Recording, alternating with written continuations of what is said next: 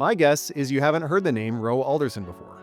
I hadn't heard of him either before I started working on this podcast series. The Wikipedia entry on Wroe Alderson is less than 500 words long, but just listen to the first sentence of it.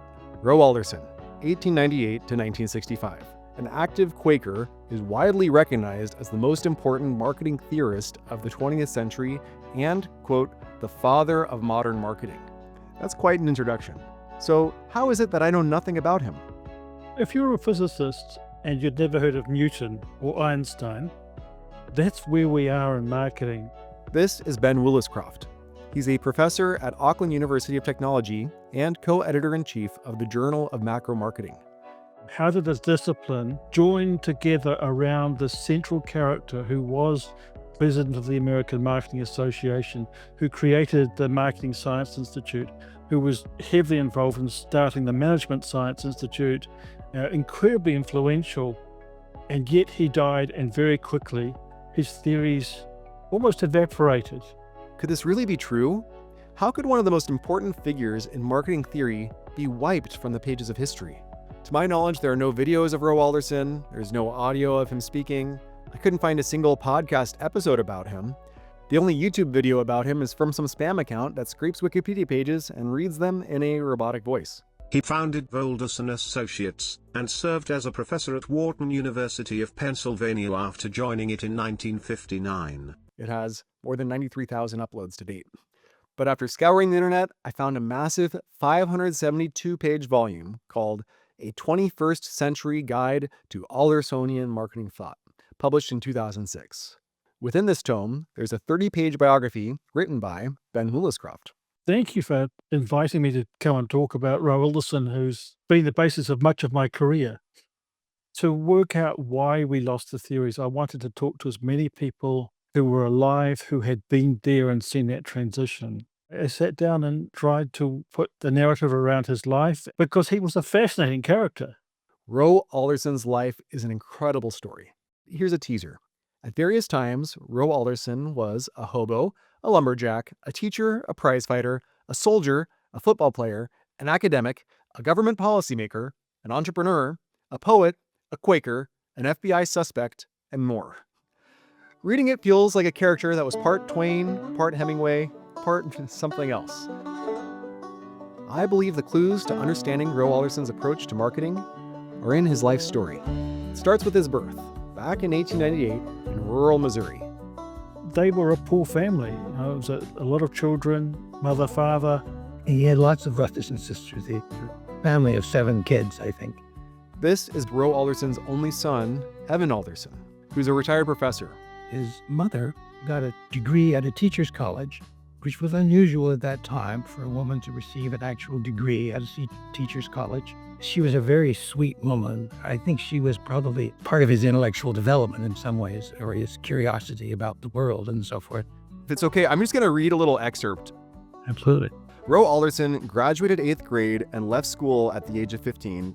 As a young man, he left home in Missouri and took to the rails, living as a hobo and traveling as far as Washington State. Pre-World War I, he held many manual and menial jobs, including at a tannery. While he traveled around the country working, he would send money to support the family each month. Alderson was an able fighter and was involved in a number of prize fights. I'm going to stop. I could go on, but when I heard that, I'm like, what? Like this, this is the person who became a renowned academic and scholar and father of marketing thought. And each paragraph or each sentence as well, it felt like that could be an entire chapter of a book. Let me just say something about the record that you have from Ben Williscroft. I think that a lot of the facts, even in that story that you just read me, are maybe not quite accurate. There's all kinds of memories at play. For example, about his education. Actually, Wroe graduated high school at the age of 16. I'm not entirely sure that that's different from completing grade 8 because I don't know what the educational system was at that time. The other thing that I remember from a story that I think is very important that really hasn't come out in much of the writing. He talked a lot about his father being a very strong guy. There's this fable that he actually lifted huge weights and so on at fairs and so forth. And he was like a train assemblies and stuff, and which again maybe fictional or maybe not, but he was a spectacularly strong guy. And I think that was a big influence on my dad. He left home at 16, my dad. And I suspect that before he left home, there were various sessions behind the woodshed or in the barn or either whipping or by hand. He got beaten. Uh, and I think that made an impression on him. And I think he left home for a reason. In some ways, I think he lit out for the territories. To paraphrase Mark Twain, right? That he wanted to get away from home. The one story he told me that I can remember that I think is very informative, and he told me he was quite sentimental about it. He was on a train somewhere, I don't know quite where. I know he tried to sign up for the Army early. He told me this story of being on a train with some other young men and looking out the window and unexpectedly seeing his dad outside the train waving at the car in front of him. And then he went by waving at the car that he was in and then continuing to wave. And he realized that his dad wanted to know that he cared for him and they was wishing him well and that he was going to stand there for a long time. Continuing waving in hope that his son would see him. That was his interpretation. And I think it was a very moving moment for my dad about his dad. And actually for years, still a moving moment for me. He spent some time in the army, but it was interesting talking to people. They talked about him as being severely left-handed. And there are a lot of left-handed people out there who can still use a rifle in a right-handed way. And the First World War was not an inclusive war. Here's your piece of equipment. You will use a bolt-action rifle. If you cannot manage that with your right arm in the standard model, you're not much use to us. And he really struggled. So he ended up working as a typist in the army during the First World War. When Wroe was enlisted in the army, what was called the Spanish flu broke out, and this had a terrible impact and a terrible tragedy that struck Wroe's family and your family. This is your grandfather who passed away, and your aunt and uncle, Wroe's brother and sister, passed away during this 1918 flu pandemic. A really horrible tragedy that leaves some lasting trauma. Did you ever speak to that experience? I do think he was probably very supportive of the family after his father died. He did, I think, support them financially in various ways and help them out. So I think he was sort of continued to be attached to that side of his family. Do you think, coming back to this train moment, as he's departing the station, do you think that was the last time he saw his father? It's possible that it was, yes. Now, of course, after the First World War, there were really tough times. So we've got this man who has been brought up in what we would consider now abject poverty, desperately, seeking work, looking for income to send home to keep the family. As we know, he was stationed at Fort Lewis in Washington State. I think that's where he was a lumberjack, actually, was in the West Coast forests. He sought out an education. While he was in Washington, he ran across this very interesting economics professor. Yeah, Selden Spicer. Which I don't know anything about, except that my dad admired him and got very interested in economics as a result of that, and was encouraged to go off to study. And really encouraged him to come to university, where Wroe started his first degree. And you've dug up some amazing stuff from Central Washington University. Let me jump in and explain this. So Wroe Alderson was enrolled in what was called Washington State Normal School. I had never heard of a normal school before, but this was the historical term for a teacher training institution. Washington State Normal School is now known as Central Washington University, which is about 2 hours east of where I live in Seattle. I looked up Central Washington University's archives for 1922 and 1923. the years that Wroe Alderson attended. I found digitized copies of their yearbook and newspaper clippings, and Wroe Alderson was all over them. He was president of the student body, an editor on the student newspaper, a property manager and actor in the drama department, a fraternity member, and a tackle for the football team, which won a regional championship. This was new information to Woolscroft. It wasn't in his biography, likely because Woolscroft wrote it 20 years ago before these documents were digitized and made available online. I've included these pictures of Wroe Alderson on the blog at marketinghistory.org. It's really amazing to see the photos you've seen through of him in his football garb. It's a shame there isn't a tape measure beside him because by all accounts he was around 5'2", 5'3". He was pleased with himself about his football because he, shorter and smaller, but equally strong and so forth as the big guys on the team. And also how broad his contributions were, being involved in theatre, looking after the magazine for the year, and really a Renaissance man, one might say.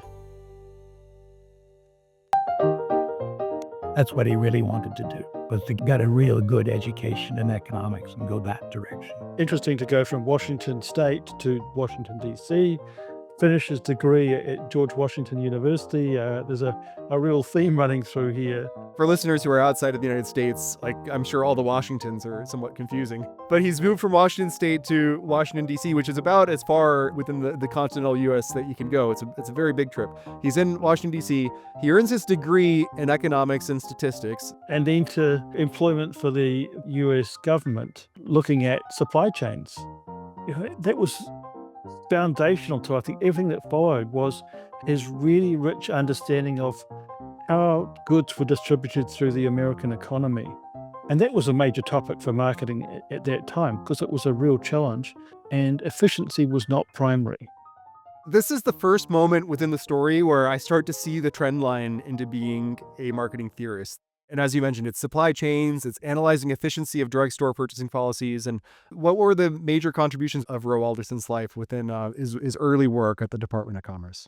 This was not a prosperous time for America. We've got the Great Depression, and he's going around, and here are a whole lot of people who are running drugstores, and they've got reps coming to see them and saying, "Can I sell you some drugs? Can I sell you some goods?" Now, the drugstore owner knows the people who are come to see me are on commission. If I don't buy something, that's someone who doesn't eat tonight or whose family suffers. The phenomenon that occurred was a whole lot of drugstores would have 5 or 6 different brands of aspirin on their shelves. They'd buy a small bit from everybody because they felt this social responsibility to their fellow man, usually a man on the road as a sales rep. Lots of small purchases, very inefficient supply chains, lots of little deliveries coming through, but a very human worldview. Later, we hear about things like the 4 Ps, product, price, place, and promotion. And so much of marketing today, we think of the promotion part of it, but that place part was more the distribution part, the logistics part, the supply chain, and where somebody chooses to expand. And it sounds like this is more sort of the area that he's studying. Yes, and the first marketing question was really, how do we get goods to market? Some of the early definitions of marketing explicitly excluded sales. They weren't interested in promotion. They were only interested in how do we get goods to the retailer. After that, it's nothing to do with us. That's a different discipline.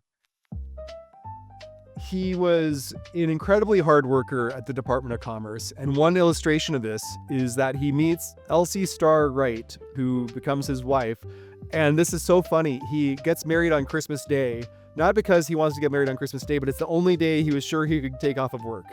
Yeah. Certainly she was an intelligent person, a very caring and moral person. They clearly cared for each other. They had a good relationship. Elsie was doing her PhD. A number of times when she was getting close to finishing her PhD, something would come up and disrupt it. She graduated in sciences and she went into embryology and was working on her dissertation for a long time to get that done, and kept having kids instead of completing it. She would call me her little PhD because after she had me, she gave up on trying to having 3 young kids to take care of. She gave up on trying to complete it. She lived a very domestic life, after she was married. But she was a very intelligent and skilled person, right? And had her own serious intellectual capacities. Yet another curveball in his life story is he became a Quaker. I looked this up. In the 1930s and 1940s, they accounted for less than 1 in 1,000 Americans. I don't know how much you know about Quakerism, but it had its own very sectarian moments when William Penn was off, getting his colony, and George Fox was refusing to take off his hat to the king and that kind of stuff, because every person, every human soul was equal. And as the Quaker saying was, there is that of God in every man. And so that whole notion of a kind of fundamental human equality. They had particular manners that they preserved over time. Like we had somebody in the community who never wore buttons because they were frivolous. So you had to have shirts that were pinned together in some ways and all that kind of stuff. Not false showing of yourself and so on. Both had some religious backgrounds, but I think they found a home there. Other thing that was, I think, influential for him is that Quakers were very adamant about single pricing. That is to say, you didn't barter. If you go to a Quaker shop and ask them what the price is, they tell you what the price is. In the English language world, Quakers and other sects that are, extreme truth-telling created the fixed price. Otherwise, at that time, if you went to a shop to buy something, it was a skilled activity. You had to be ready to negotiate the price of something. As soon as we get a Quaker shop, the price is the price. This is a major breakthrough in commerce and in the retail environment. I'm by no means an expert on Quakerism, but I understand like they value equality, they value simplicity and community, reverence for nature. And if you kind of look at his writings about things being interconnected, that marketing isn't purely about squashing your competitor, but there's a lot of opportunity for coexistence between companies, that it seems like there is probably a thread between how Quakerism influenced some of Wroe's philosophy when it came to marketing. Yes, and one of my favorite after dinner stories is Wroe Alderson sitting in a Quaker meeting, and the legend, which I have heard from multiple sources, is that it came to him as he was sitting there waiting for inspiration from God, that God was looking for humans and humans were looking for God, in the same way that consumers are looking for suppliers and suppliers are looking for consumers. And this idea of double search came to him, inspired by his religious devotion and meditations, a different view of the world from what was predominantly a supplier sends goods into the world to a more negotiated market where there's a recognition of search on both sides, a much more rich and systems-oriented marketing view. Wroe Alderson converted to Quakerism in 1940, and then World War II breaks out. His family takes in refugees from Austria and Germany, and this just speaks to their ethics and maybe their Quaker philosophy. It's not in action. It's a really admirable thing for them to do. And then he also joins the Office of Price Administration, and he works for the government again. Do we have any record of what his work was at the Office of Price Administration, or what did the Office of Price Administration actually do? The Office of Price Administration was responsible for stopping rampant inflation, which is typical of war, followed by a Great Depression. If we look at the history of modern warfare, we see almost without exception, some depression cycle follows a major war, and that we have rampant inflation with the reduced supply during the war. So the Office of Price Administration was charged with avoiding that situation. And they did that through a number of ways. Rationing, which visited the US for a short time, clearly kept going a lot longer in other countries. But then they added the marketing side and a lot of social messaging around not paying above the ceiling price. Here is the OPA meat regulation. OPA requires tray posting of every display with grade, points, and price. 85 cents is illegally high for any cut. In addition to tray posting, OPA requires the butcher to post a list of ceiling prices and the points required. You can help to hold the home front line against ruinous inflation if you know your meat. They had a really strong campaign against black marketeers and at the selling price you would be supplied. This is why I visited J.K. Galbraith, the smartest individual I've ever seen, because he was the head of the Office of Price Administration. It's worth a slight detour to talk about John Kenneth Galbraith. Galbraith was a Canadian-American economist who served in the presidential administrations of Roosevelt, Truman, Kennedy, and Johnson. He received both the World War II Medal of Freedom and the Presidential Medal of Freedom, and he was appointed to the Order of Canada. He published 4 books, and several of them were bestsellers. In 1952, Galbraith published his book, American Capitalism, the concept of countervailing power. Countervailing power is a concept kind of like checks and balances, where the power of large corporations is held in check by the strength of other groups like labor unions and organized retail buyers. Countervailing power. That's a term that Kenneth Galbraith used. My dad said on several occasions he thought Kenneth Galbraith had stolen that term from him. Maybe not the term, but the concept from him. Wroe was definitely involved in that sort of supply messaging around it. J.K. Galbraith didn't recognize the name. I'm not sure how big the office was, but I understand that Alderson was reasonably senior in their office. I don't think Kenneth Galbraith stole it, stole the idea from him, but I think it might have emerged out of their conversations at the Office of Price Administration, OPA. I think it was probably a very creative time for both of them. They were doing a really interesting thing. They were messing with the markets. So they had to think a lot about how systems worked and how they interacted. Well, after the war, he sets up a consulting business called Alderson and Sessions. He met Robert E. Sessions, who was his co-founder, at the Office of Price Administration during the war.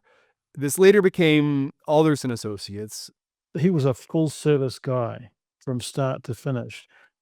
Alderson and Associates was through from product development, commercialization, logistics, selling, advertising around it. And he had big clients. We still recognize these names today: DuPont, Standard Oil, the Rockefeller Foundation, J. Walter Thompson. He also worked with Jeep. So his research led to Jeep stepping out of being a military vehicle into being a marketable consumer vehicle as well. He needed to know how people would use a Jeep, what attributes of the Jeep would fit into their lifestyles. The Jeep idea of being on the beach with your Jeep and your girlfriend became quite emblematic of an American experience, far removed from the thought of it being a military vehicle designed to get you into or out of trouble. Here's Professor Stan Shapiro, who at 91 years old is among the few living academics who worked for Wroe Alderson. Where do you buy baby food today? You buy baby food in the supermarket. It seems like a stupid question.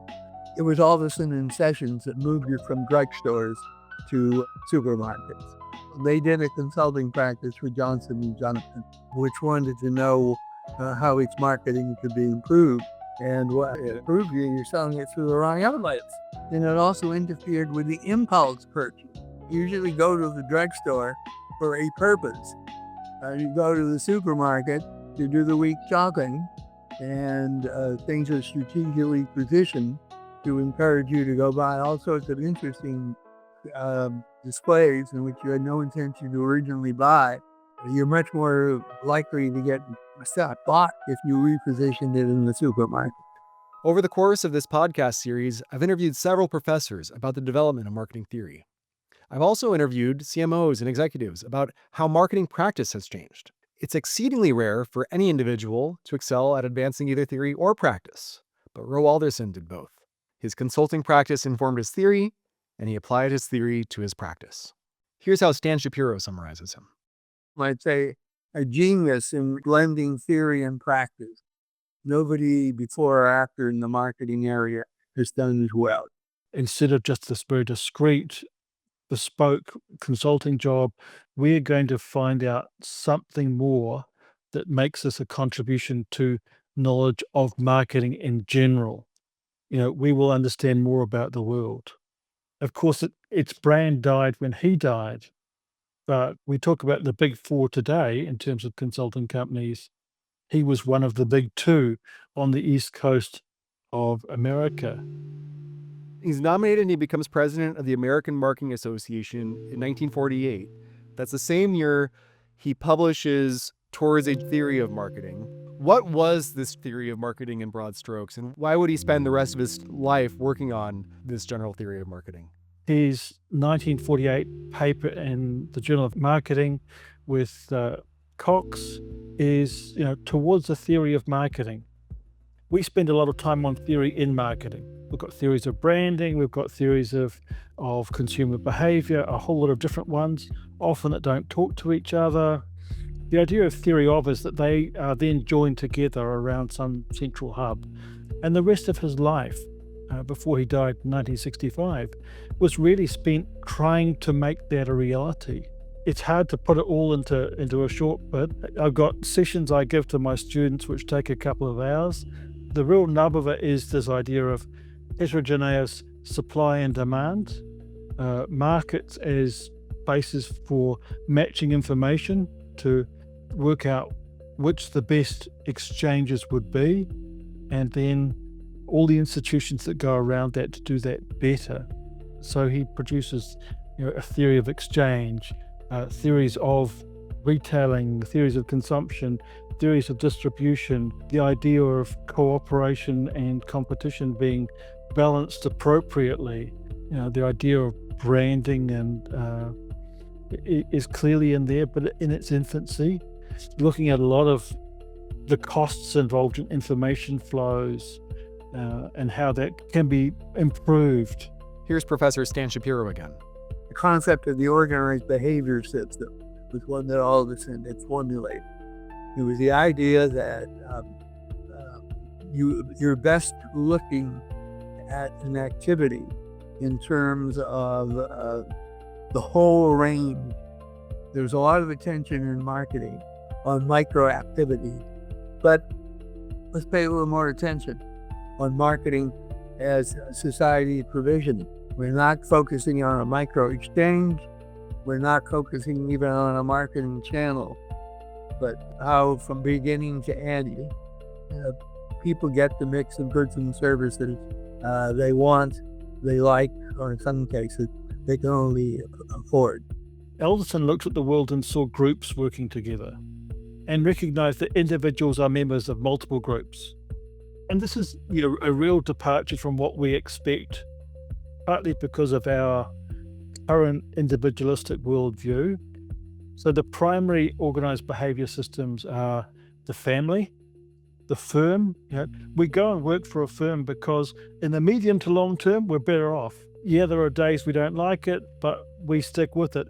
And the government is also an organized behavior system. So these institutions were his building blocks. Here's a clip from my conversation with Jagdish Sheth on episode 7 of this podcast. It's the first time that the name Wroe Alderson was brought up on A History of Marketing. There was a whole writing by one single author called Wroe Alderson. He was a brilliant theorist. And he came out with a theory which he called it functionalist. I still don't understand. It's a very complex language, even for academics. It's like reading Greek or Sanskrit or something like that, And, one of the biggest criticisms of him as an author was that he used complicated and new words, which is really rather unfair. I've done reading level analysis of his work. It's not more difficult than Kotler. It's a very lazy excuse to say Wroe Alderson's too hard to read. One of the words that comes up a lot when looking at Alderson is functionalism. Could you share what functionalism means? Yes, and functionalism it's a shame he used that word, because functionalism, which is a school of philosophy of science where we're looking at the components of a system and how they work together. So yes, it's a systems perspective. It's a particular type of system, and in the mid-60s, it received criticism. With the great upheaval in America, the rise of the critical school, functionalism was criticized for excusing things. Because if there was an institution like the monarchy, functionalism would say this is the purpose of the monarchy in the system. It sought to explain all the pieces. And critical scholars would say, no, the monarchy is the appendix. You don't actually need it. And you're excusing them because they happen to be there at the moment doesn't mean that they should be there. So if you look at the history of mentions of functionalism in literature, if you do a Google engram or something, you see it being really quite popular and then dropping off a cliff as the word fell out of favor. Had he just said a systems theory, it might have been more palatable and kept going a bit longer. We were talking about why isn't Alderson as well known today? One idea might be that when I asked, can you define his general theory of marketing? Well, it takes a 2-hour lecture. It takes more than that. It takes a lot to do that. And it's in some ways the people who are remembered, they're kind of the ones that are a little easier to explain. They have a nice, pithy, memorable phrase like the 4 Ps or STP or brand equity, which are all great. Like they're all important, and I don't mean to diminish them in the slightest, but there is a certain memorability to that where you can kind of say that, oh, that's product, price, place, promotion. That's the marketing mix. And Alderson doesn't quite have that equivalent. There wasn't any like short quip acronym, easy to remember thought. I'm wondering if that idea rings true for you, or if you have any sort of idea about that. Yeah, I mean, very much so. It's all very well to say Einstein is E equals MC squared, but to get to the point where you can actually understand what that means, you've gone through typically an undergraduate education and really thought quite hard. And if we get into things like quantum physics, leading quantum physicists like Feynman and others say, there are 3 people in the world who understand this theory, and I'm not sure that I'm one of them. So, should a theory be hard? And that's one of the sort of philosophy of science questions. Back to Wroe's biography, right when you think things are starting to, okay, I see the line, he's writing a general theory of marketing, he's the president of the American Marketing Association, he's the founder of one of the top marketing consulting firms in America. Yet another just amazing left turn that's like you wouldn't expect is he visits the Soviet Union in 1955 at the very height of McCarthyism. And this would you wouldn't imagine the president of KPMG visiting North Korea right now. Or you just imagine the flack that he must have gotten and the FBI lists he must have been on. And he's already sort of on the outside being a Quaker, a pacifist. And here he is, kind of going into enemy territory, visiting the Soviet Union. So he published a booklet on it. So not only doing it, but then making it public that he had been there. Their travel papers were from the Quakers because you couldn't travel there on an American passport. He was invited along with some other very senior members of the Quaker Church. He was very interested, of course, because he was interested in how they deal with scarcity. And he was looking at their systems of distribution. He was looking at where it was efficient or inefficient. It was a kind of a mission. It was fact-finding. It was sort of engagement. And it was the kind of stuff that wasn't terribly well regarded at the time. They were kind of curious. What were these people doing wandering through Russia at a time of Cold War concern? It wasn't until Mark Tadeyevsky published that article about him being followed by the FBI. Mark Tedeschi is a professor with a passion for marketing history. He performed a Freedom of Information Act request, also known as a FOIA, for the FBI files on Wroe Alderson. Do you know if a FOIA has ever been done on Wroe Alderson? I did it. Yeah, you did. Me. You did it. Oh, wow. That's amazing. The paper that I wrote was called Russian Travels Fellow Traveler, Wroe Alderson's Visit to the Soviet Union. The FBI didn't have a clue that he'd gone there.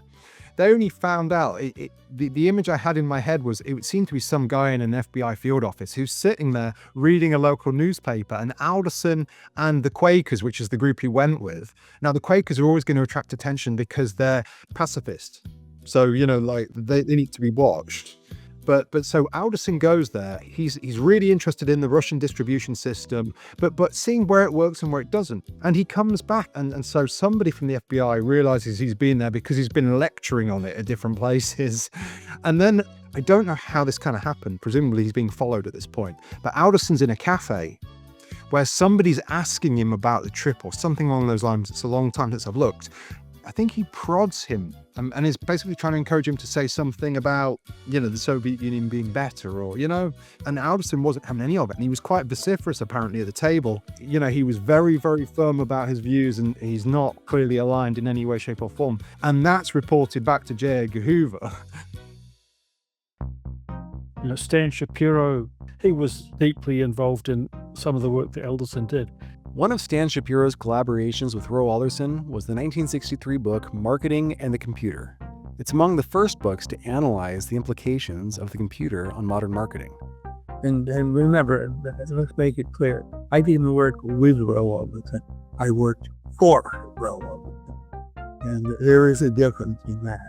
Remember, these were the early days of computers. You cannot imagine. And there was this enormous room which had one of the early computers. I mean, it was the size of a conference room.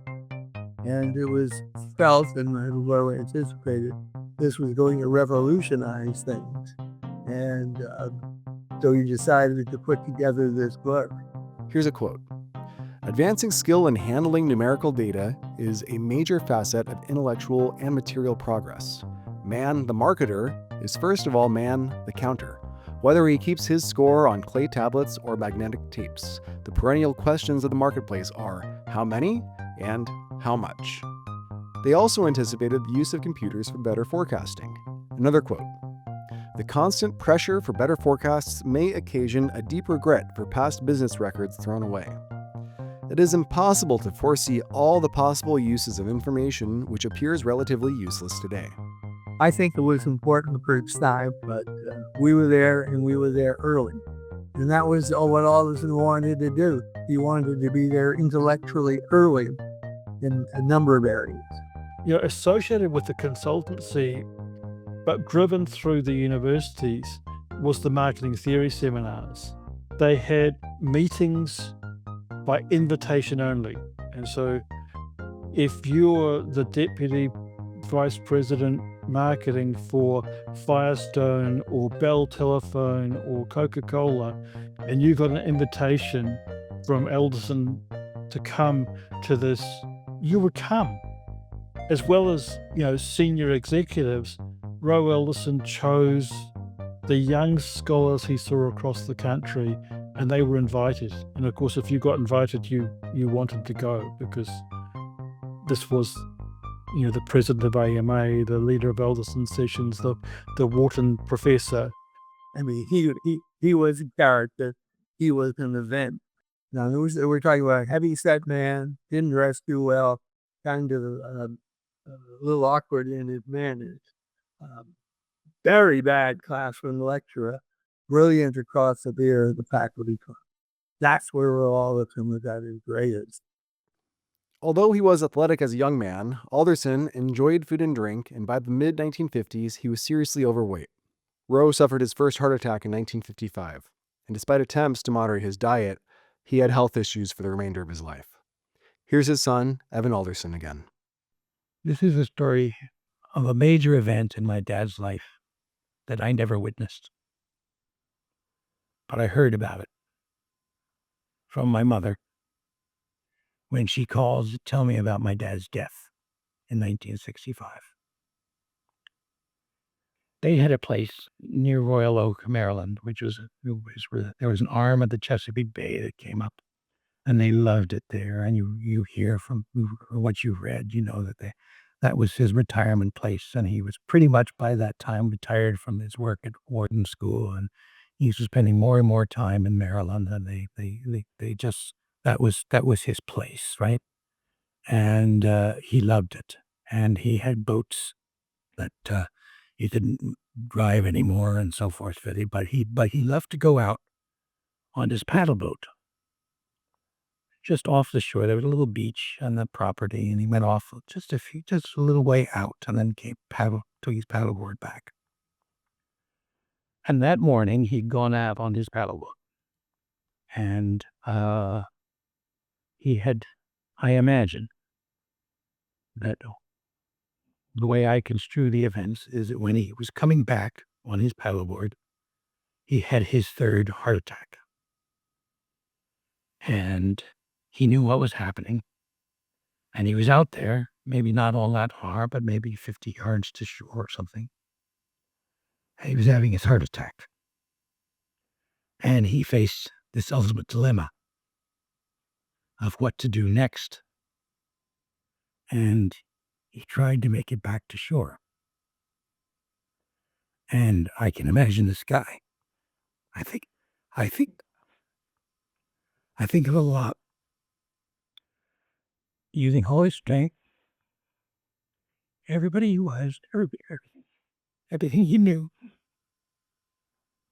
trying to get back on his paddleboard and making it to shore and taking one or two steps onto the beach and falling dead. Obviously, it's real movie for me. Yeah. And I'm full of love and compassion when I think about it. But I also think it was very much about his character and who he was and his determination against many odds and how he could manage best in an absolutely horrible situation.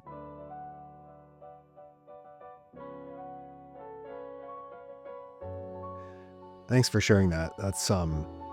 That's deeply moving to be in that. I obviously didn't know the circumstances of him passing, and it's, in a way, it's beautiful that it happened in a place that he clearly loved, that he loved. Seems like the water and the Chesapeake, and it meant a lot to his family, but the going to shore while you're facing that, it's really a feat of strength, and shows that you don't want to be lost at sea either. You don't want somebody else to discover you. You don't want to become somebody else's problem.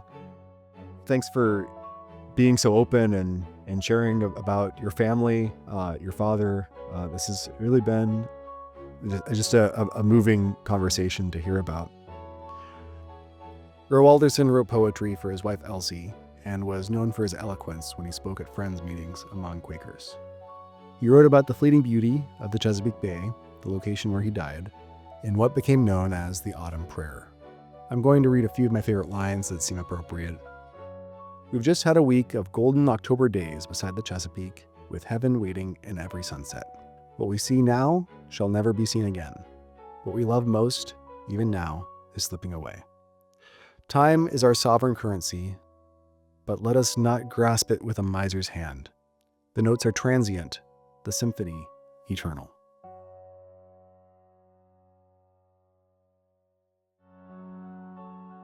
When Alderson left, the driving force was gone. It seems that wherever he was one of these very charismatic and active leaders. So he would step in and drive things and be engaged, be it church, be it university, creating whole institutions like the Marketing Science Institute, leading the AMA. And yet he spent so much time involved with the market at the bottom, where the customer hits the road, that I think that really added a lot of value to his theories. Now, as to why people haven't heard about it, you take a PhD course in marketing these days. What you do is you learn more and more each year about less and less until you become a leading authority on next to nothing at all. I mean, that has been the focus. Alderson is wide-ranging. I was going back to enter second year, did my honours degree, and in the honours year, they said, and now we're going to talk about Wroe Alderson for one class. And I was upset. Here is the person who gave us the most complete theory of marketing, who was the most connecting person in the discipline, and I had to get to fourth year to hear about him. To be honest, I was very lucky because most universities in the world won't mention Wroe Alderson at all. And this had stuck with me, the sense of injustice that our leading scholar had been forgotten. So now you know more about the life and influence of Wroe Alderson than almost every other marketer in the world. So, was Wikipedia right? Is he really the most important marketing theorist of the 20th century and the father of modern marketing? I'm still not equipped to answer that, and I've come to think of labeling any individual person as the father of an entire discipline is kind of a frivolous exercise. And I'm also not sure that honor would sit well with a Quaker like Alderson, who saw all men as equals and who rejected offers of honorary PhDs because he hadn't felt like he earned the title. But I hope you agree that Wroe Alderson lived an inspiring life. I'll give Stan Shapiro the final word. Wroe Alderson was not a person, he was a personage. I mean, he was the most important figure in the mid-20th century issue of marketing. Now, there were people who chided me for not giving him the whole century, you might say. But there were one or two other people like Philip Kotler for whom I could make the case. But there's no question in my mind, he dominated that middle period in intellectual thought. I'll sign off with that. A History of Marketing is researched and edited by me, Andrew Mitrek. If you'd like new episodes delivered right to your inbox, visit marketinghistory.org. There you can also find transcripts of every conversation, including helpful links, images, videos, and other blogs about marketing history. You can send me an email at hello@marketinghistory.org. This podcast is a passion project of mine, and I have zero interest in monetizing it.